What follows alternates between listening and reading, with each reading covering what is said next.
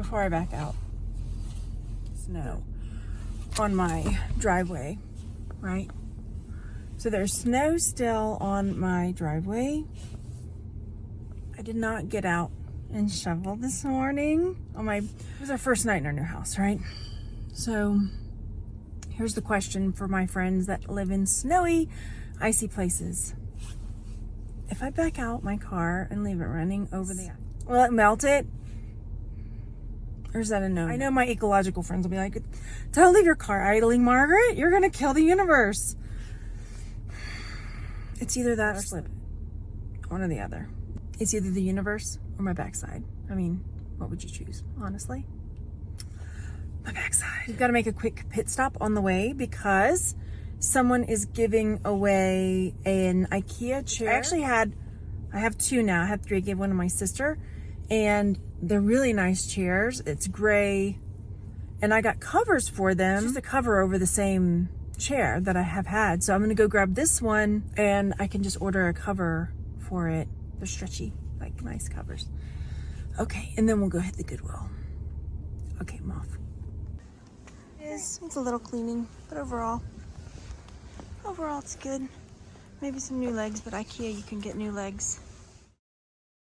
IKEA items do really well locally, and there are some IKEA items that actually sell really well online as well, because once they are discontinued, they're really hard to find and people really like some of the different IKEA items.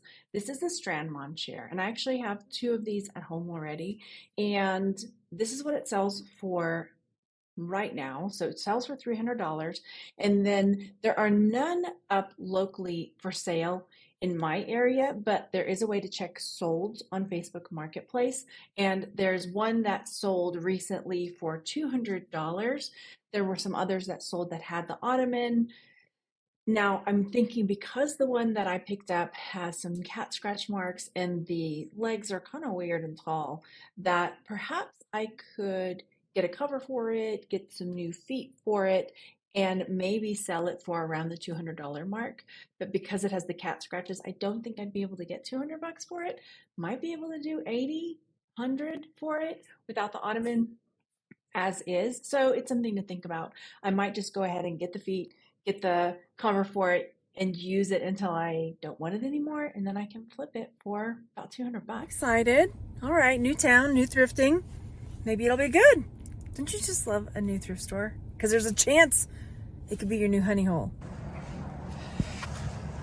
Quick walk through. It is large and it kind of goes around and around.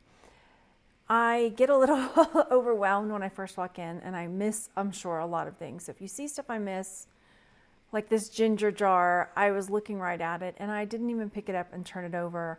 I love selling ginger jars. Those are one of the things I love picking up.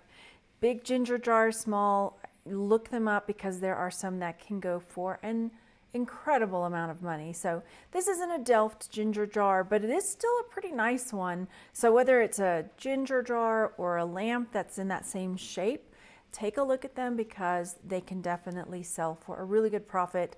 And as I said, I was so overwhelmed by the quality and the prices at this thrift store that I got a little junk drunk and couldn't focus. I really like that tray. Again, that was another thing that I didn't pick up that I wish I had. All of the holiday items today are 50% off because it was right before Christmas when I came here. And the next thing that I noticed are these little lamps. And a friend of mine who's on Instagram, Home Dwellings, made some really cute lamps out of, or candles out of these. So go check out her page on Instagram, is Home Dwellings. So check her out so you can see how it all came out. But even if you wanted to flip these, depending on the quality and the style, they can sell for a pretty good profit. So it's worth picking them up. I've now got a shoebox full because as I've been seeing them around, especially with the holiday sales after Christmas, I've been saving those. Now this I wanted for myself, and this is where I can't believe I made this rookie mistake. I put it back and thought, you know what, maybe I'll come back and get them later. Surprise, surprise, when I came back a moment later, they were gone. Oh well, live and learn. So these look like Le Creuset However, they are not. Le Creuset has more of an ombre style on the enamel. These were world market ramekins, and I was really hoping that they would sell for more, but they didn't, so I left those behind. But definitely, if you see Le Creuset, it's worth picking up. Now, the next thing I spy down here is this metal bowl. This is from Threshold, which is a Target brand. However, this still can sell for good money. I didn't see one that had sold, but there were a few other hammered gold Threshold items that sold for in the $20 range, and then a silver tone one just like this also sold around $20. Aha, could these be Le Creuset? And no, they are not. But the Le Creuset set that looks just like this has sold for about $60, but these are not Le Creuset, unfortunately. I pick it up every time I see it.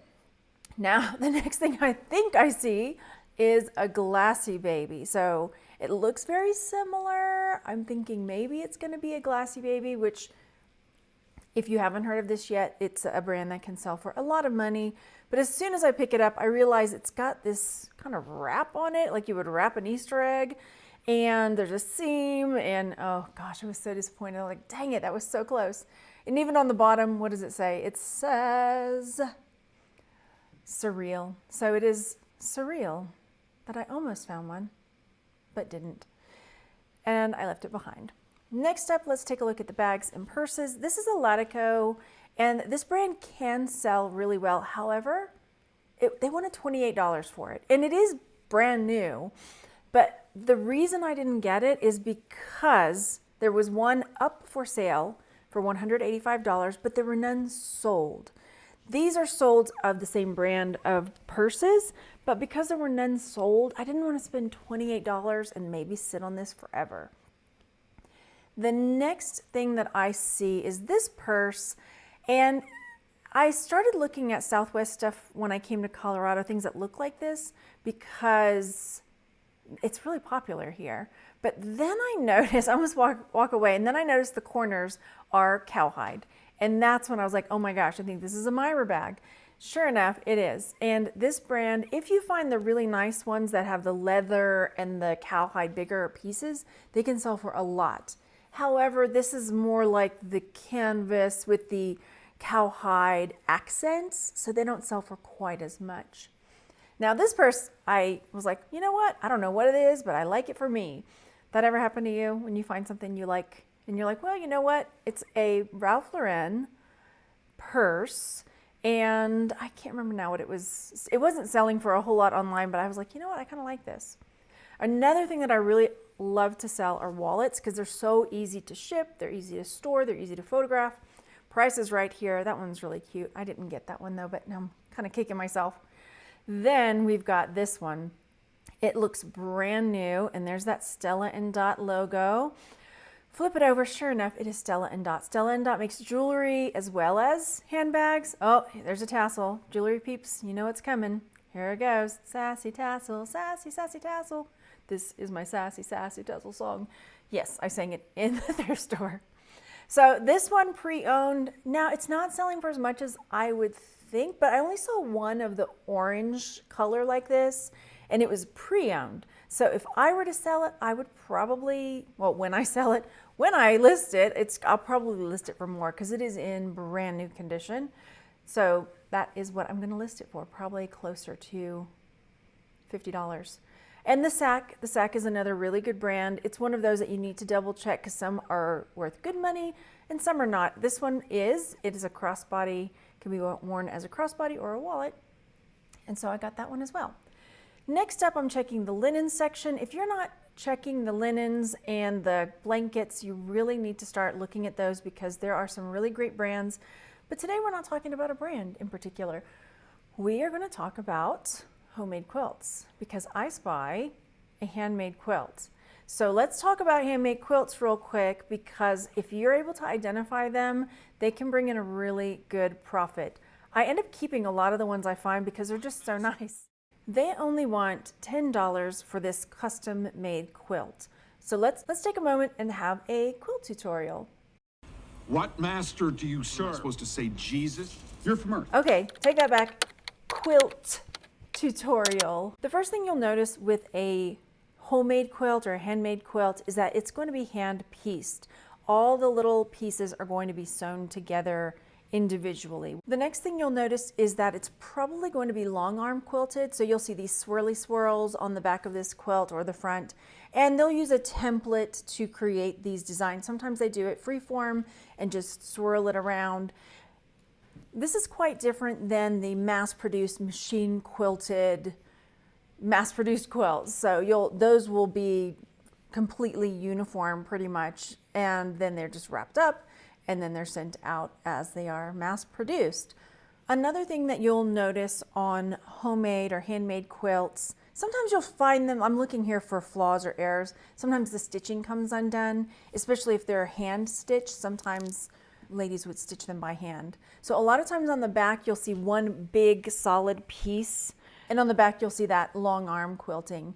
Another thing you can look for are labels. A lot of times people will take the labels off before they donate them, but this one actually still has the label on it, and it is in fantastic condition. Now I find another piece here that looks like it's a quilt, like a homemade quilt, because it's got, like I said, that one big piece on the back, and then it's pieced together on front. And that was kind of a style for a while there where they would do the puffy animals on them.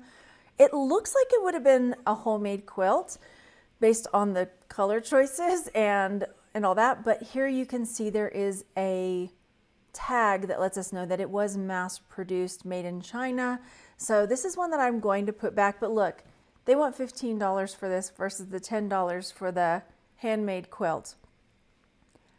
I hope you enjoyed this video. Make sure that you click the subscribe button so you don't miss any more content about what sells on eBay. And I'll see you on the next one.